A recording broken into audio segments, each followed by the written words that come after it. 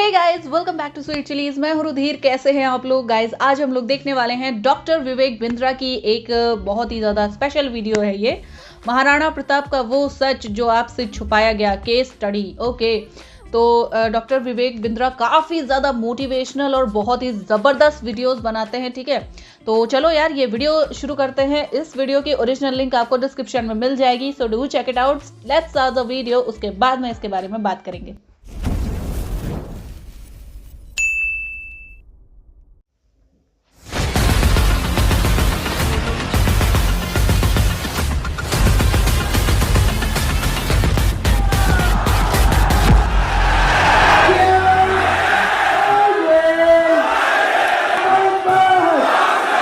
आपका स्वागत है। मैं विवेक बिंद्रा, मोटिवेशन स्पीकर और बिजनेस ट्रेनर। आज की चर्चा महाराणा प्रताप पे। कमेंट बॉक्स में बहुत आपने रिक्वेस्ट किया था, कौन है महाराणा प्रताप? 7.5 फुट के कुंभलगढ़ में जन्म लिए मेवाड़ी राजा, राजस्थान के शक्तिशाली राजपूत। वो जब पूरा अकबर भारत को जीत चुका था, तब अकेले मेवाड़ में ये खड़े हुए अकबर के खिलाफ। अकबर को देखिए, अकबर कभी जीता नहीं, राणा कभी हारे नहीं। कौन थे महाराणा प्रताप? जब हल्दी घाटी का युद्ध हुआ था, 80,000 की सेना थी अकबर की, 15,000 की सेना थी महाराणा प्रताप की। ध्यान दीजिएगा, वो 80,000, ये 15,000। राणा बोलते थे एक आदमी 5 को खत्म करेगा। ध्यान दीजिए, अकबर की सेना में दम था। कम ऑन, अकबर की सेना में दम था, राणा के सीने में दम था। राणा कभी हारे नहीं, अकबर कभी जीता नहीं। शुरू से शुरू करते हैं। 9 मई 1540 को इनका जन्म हुआ कुंभलगढ़ में। महाराणा उदय सिंह और माता जयवंती बाई। माता जयवंती बाई इनकी न केवल मां थी, बल्कि इनकी पहली गुरु भी थी। बचपन से इनमें लीडरशिप क्वालिटी इतनी ज्यादा थी कि खेल खेल में ये बच्चों के लीडर बन जाते थे, उनकी टीम बना देते थे, उनके रोल, उनके गोल डिसाइड कर देते थे। और उसी समय अस्त्र शस्त्र, पूरी आर्मी की, मिलिट्री आर्मी की पूरी ट्रेनिंग ले ली इन्होंने। परिवार में कई लोग थे। सिसोदिया वंश में बप्पा रावल, राणा हमीर, राणा सांगा, राणा प्रताप, लेकिन महाराणा केवल राणा प्रताप को बोला गया। देखिए, महाराणा उदय सिंह की दूसरी पत्नियां भी थी। उनमें से एक थी महारानी धीरबाई, जो चाहती थी कि उनका पुत्र जगमाल राजा बन जाए मेवाड़ का, और बाकी पत्नियां चाहती थी कि उनके बच्चे राजा बन जाए। यह था परिवार में टूट फूट। अकबर बहुत तेज था। वो जानता था कि बड़ा आसान तरीका है, इन्हीं राजपूतों को आपस में लड़वा दो, कुछ को अपने साथ ले लो, बाकियों को खत्म करना आसान हो जाएगा। वही हुआ, राजपूतों में आपस में लड़ाई हो गई। जब जब घर टूटेगा, तब तब पड़ोसी आके लूटेगा। यही हुआ, हर बार ऐसा होता आया है। ये पहली बार तो हुआ नहीं है। 326 बीसी के अंदर जब सिकंदर भारत आया था, तो महाराजा आम्बी ने पोरस को धोखा देके उनसे संधि कर ली। पोरस हार गए। मोहम्मद गौरी कभी पृथ्वीराज चौहान को ना हरा पाते, जयचंद उनके साथ मिल गया, इसीलिए पृथ्वीराज चौहान हार गए। ब्रिटिशर भी हमारे देश में क्या कर लेते, वो तो ग्वालियर के सिंधिया, इंदौर के होलकर, हैदराबाद के निजाम और पटियाला के राजा 1857 में इन्होंने धोखा दे दिया, इसलिए हमारा देश मार खा गया था। और इसी तरह मुगल भी महाराणा प्रताप को कभी हरा नहीं पाते। वो तो जब परिवार टूटेगा, तब तब पड़ोसी आके लूटेगा। आमेर के महाराज को इन्होंने अपने साथ ले लिया, तोडरमल को अपने साथ ले लिया, जयसिंह को अपने साथ लिया। इन्होंने परिवार के ही लोगों को तोड़वा के अपने साथ जोड़ लिया। अकबर स्मार्ट था। यहां पे महाराणा प्रताप अकेले पड़ गए, लेकिन भीलों की सेना बनाई। वो जो जंगली भील होते हैं, उनकी मदद ली, उनको ट्रेन किया। ये हारे नहीं कभी महाराणा प्रताप। वो आते थे, इनको फिर अटैक करते थे। थोड़े दिन के लिए महाराणा प्रताप इधर उधर निकल करके फिर दोबारा नई सेना बना के फिर खड़े हो जाते। देखिए, ना तो ये महाराणा प्रताप को मार पाए, ना ही उसको पकड़ पाए। महाराणा प्रताप हर बार बाउंस बैक करते थे। महाराणा प्रताप शरीर से इतने ताकतवर, 7.5 फुट की उनकी हाइट, 70 किलो का उनका कवच, 10-10 किलो के जूते, 10-10 किलो की तलवार, 80 किलो का भाला। बहलोल खान को कैसे काट डाला? कौन था बहलोल खान? ये थे अकबर का सबसे बड़ा सेनापति, जो हल्दी घाटी के युद्ध में आया था। एक तलवार की काट से इन्होंने बहलोल खान समेत उनके घोड़े को 2 हिस्से में चीर डाला। ये बार बार लड़ाइयों का कारण समझिए। पॉलिटिकली और जियोग्राफिकली मेवाड़ अकबर के लिए दिल्ली से बहुत महत्वपूर्ण था। गंगा मार्ग के व्यापार मार्ग को यह पश्चिमी तट के साथ जोड़ता था। जियोग्राफिकली अगर वेस्टर्न हेमिस्फीयर से कुछ भी इंपोर्ट करना है, कुछ भी एक्सपोर्ट करना है, टेरिटरी से कोई सपोर्ट लेना है बाहर से भारत के, तो अकबर को मेवाड़ पार करना पड़ता था। मेवाड़ ऐसी किरकिरी बन गया और ये मेवाड़ को जीत नहीं पा रहे, क्योंकि वहां पूरा भारत तो मान जाता था और वहां महाराणा प्रताप अकड़ के खड़े थे। क्या है, एक्चुअली अकबर बहुत बड़ा था और महाराणा प्रताप सेना के मामले में बहुत छोटे थे, लेकिन महाराणा प्रताप का वैराग्य जबरदस्त था। ये बाकी राजाओं की तरह भोग विलास, इंद्रिय तृप्ति इसमें नहीं थे। ये बोले कि मैं अपनी सेना के बीच में रहूंगा। ये भीलों के बीच में जाके रहने लगे, जंगल में रहते थे, उबली सब्जी कच्चा खाना खाना, जमीन पे सोना, पत्तल पे खाना, कोई बिस्तरा ना होना, सर पे छाता नहीं, पैरों में जूता नहीं, आम जीवन जीना उनके साथ। और तभी भील, जितने भील लोग वहां के हुआ करते थे, जंगली आदिवासी, वो उनके साथ जुड़ गए, वो तन मन धन से जुड़ गए। वो कहते थे अगर आप कहीं अभी गर्दन कटवा देंगे। अकबर इसीलिए घबराता था। अकबर ने कई बार कई लोगों को भेजा, इन्होंने टोडरमल को भेजा, इन्होंने राजा मान सिंह को भेजा, इन्होंने और हिंदू राजाओं को भेजा कि तुम जाके इनको समझाओ। जलाल खान, कोरची, भगवान दास सब आए। एक्चुअली 8 बार प्रपोजल लेके आए। एक प्रपोजल तो महाराणा प्रताप को क्या दिया कि आधा हिंदुस्तान तुम्हारे नाम कर देंगे, बस मेवाड़ हमारे लिए छोड़ दो, हमारा आधिपत्य स्वीकार कर लो। महाराणा प्रताप क्या जवाब देते? वो तो महाराणा प्रताप है, मारो मेवाड़ी सरदार, मेवाड़ी सरदार, नील घोड़ा अश्वार राणा, सुने तो जय जय। जिस पे 2 धारी तलवार राणा, सुनता जाजो जी, मारो मेवाड़ी सरदार, नीले घोड़े रासरार। कितनी सुंदर लोकगीत है, इतने सुंदर, आज भी इनको भगवान मानते, मारो मेवाड़ी सरदार। और ये तो क्या, इब्राहिम लिंकन की मां ने उनको एक बार कहा कि बेटा तुम हिंदुस्तान जा रहे हो? बोला हाँ मैं हिंदुस्तान जा रहा हूं, एक काम करना मेरे लिए वहां से कुछ लाते आना। क्या चाहती हो मां? बेटा मैं चाहती हूं कि हल्दी घाटी से थोड़ी मिट्टी लेकर के आना।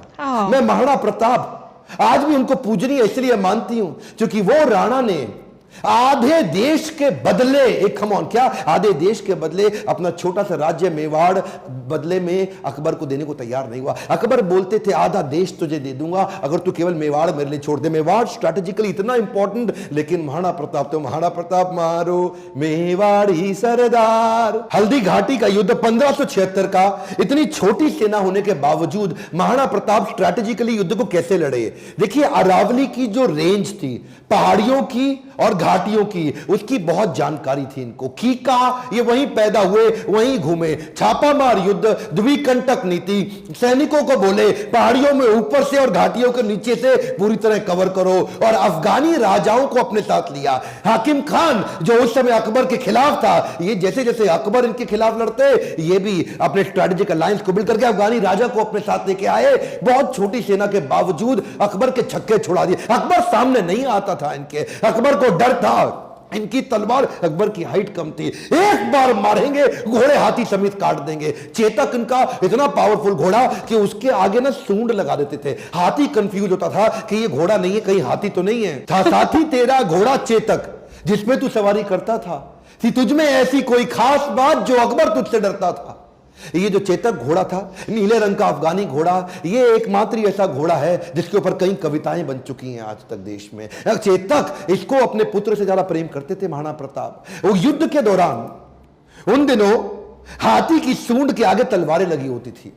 जब ये छलांग मार के अपने घोड़े के साथ जा रहे थे तो उस तलवार से एक पांव चेतक का कट गया। युद्ध के दौरान जब महाराणा प्रताप अकेले फंसे थे ना, तो यही वो चेतक था जो इनको भगा के एक कटी टांग से 28 फीट का गहरा नाला टाप के चला गया।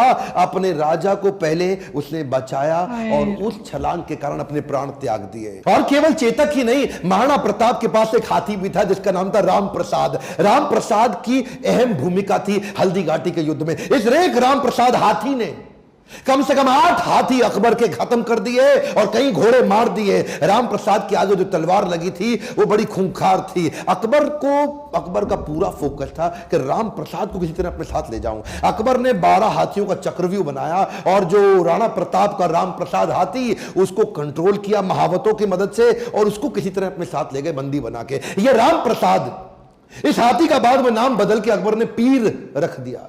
और ये पीर हाथी, इसको 28 दिन तक अकबर बोलते रहे सब कुछ खिलाओ सब कुछ पिलाओ। राम प्रसाद ने सब खाना बंद कर दिया, अन्न जल का त्याग कर दिया। अपने राणा प्रताप से बिछड़ने के दुख में वो ना कुछ खाया ना कुछ पिया। 28 दिन के बाद वो राम प्रसाद हाथी जो कमजोरी के कारण इसने अपना शरीर त्याग दिया। क्या बोला अकबर बोला, जिस महाराणा प्रताप के हाथी ने मेरे आगे सर नहीं झुकाया, मैं उस महाराणा प्रताप का सर कैसे झुकवा दूंगा। 1580 में अकबर ने फिर ट्राई किया। इस बार अपने अब्दुल रहीम खान खाना, जो उनका सबसे शक्तिशाली सूबेदार, उसको सूबेदार नियुक्त किया इस बार अजमेर में। और क्या बोले, मैं तुम्हें जिम्मेदारी देता हूं कि तुम इस बार मेवाड़ को किसी तरह जीत के मुझे ला दो, मुंह मांगा इनाम दूंगा अगर महाराणा प्रताप को पकड़ लाए। इधर कुंवर अमर सिंह, जो कि सेनापति थे महाराणा प्रताप के, उन्होंने अब्दुल रहीम खान खाना को कंफ्यूज करने के लिए शेरगढ़ के पास एक अटैक किया।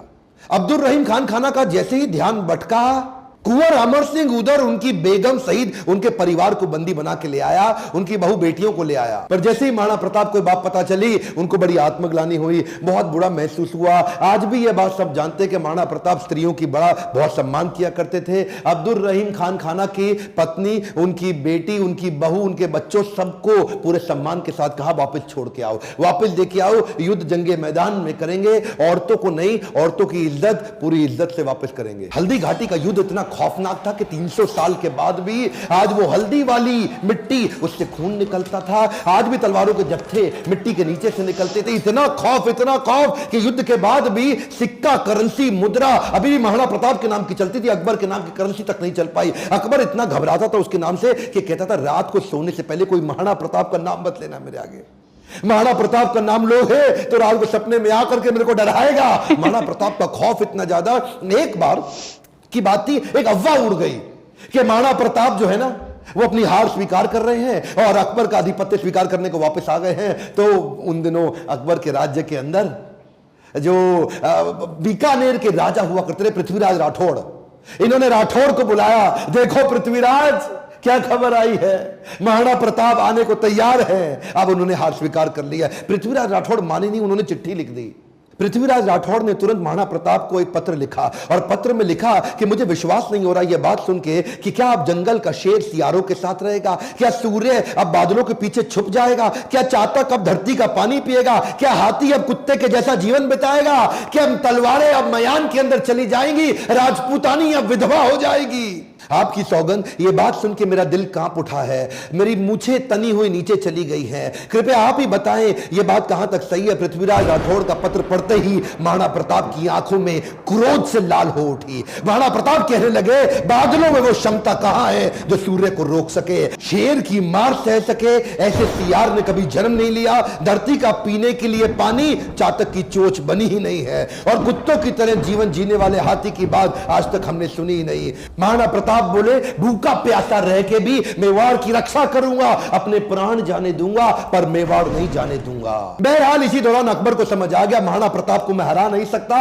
और धोखा दे के हराना यह अकबर की आदत नहीं थी। अकबर को इसीलिए महान राजा भी बताया गया है। आने वाले समय में अगर आप चाहेंगे तो मैं अकबर पर भी एक वीडियो बनाऊंगा। पर वापस चलते हैं, उसी समय अकबर का फिर ध्यान बट गया। अकबर अब ईस्टर्न साइड चला गया, सदर्न साइड चला गया, उसने मेवाड़ को छोड़ दिया और इधर महाराणा प्रताप ने पूरे मेवाड़ पे फिर से अपना कब्जा कर लिया। कुछ दिन, हफ्ते, महीने ठीक बीते। उन्हीं दौरान एक शिकार करते वक्त, उस समय किसी शेर का शिकार करते वक्त महाराणा प्रताप का किसी एक्सीडेंट में उनका देहांत हो गया, उनकी मृत्यु हो गई। ये बात जब अकबर को पता लगी, अकबर एक ऐसा राजा था, अपने शत्रु प्रताप की मृत्यु पे बहुत रोया और चिट्ठी लिख करके बोला कि महाराणा प्रताप एक बड़े शक्तिशाली, बड़े मेधावी और एक ऐसे राजा थे जिन्होंने अपने गौरव को कभी समाप्त नीचे झुकने नहीं दिया और मुझे एक बात का दुख रहेगा, मैं जीवन भर महाराणा प्रताप को कभी हरा नहीं सका। ध्यान दीजिएगा, लेसन्स में लर्निंग बहुत सारी हो सकती है, पर महाराणा प्रताप को इतना संघर्ष इसीलिए करना पड़ा क्योंकि आपस में राजपूतों की कभी बनी नहीं।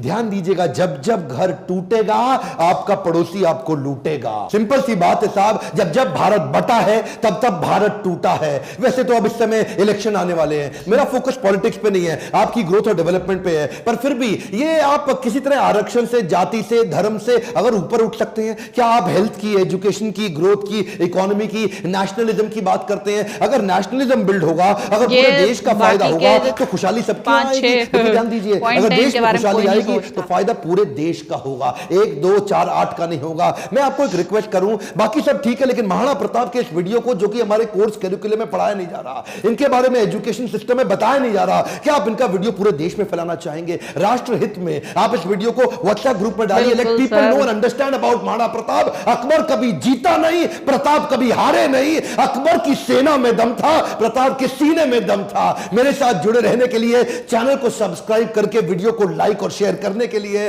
हर बार की तरह आप सबका प्रेम से बहुत बहुत धन्यवाद।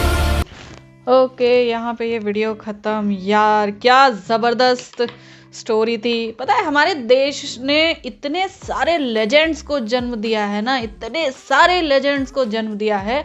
अगर सभी एक साथ मिलजुल कर रहते ना, तो क्या मुगल, क्या अफगानी और क्या अंग्रेज, किसी की औकात नहीं थी कि हमारे देश को कब्जा कर सकता था। लेकिन वही था, जैसा कि बिंद्रा सर ने कहा कि जब तक घर में आप एक साथ नहीं रहोगे, अगर ये मुट्ठी बंद है ना, तभी इसमें जान है। अगर ये खुल गई तो एक एक करके उंगली कोई भी तोड़ सकता है ना।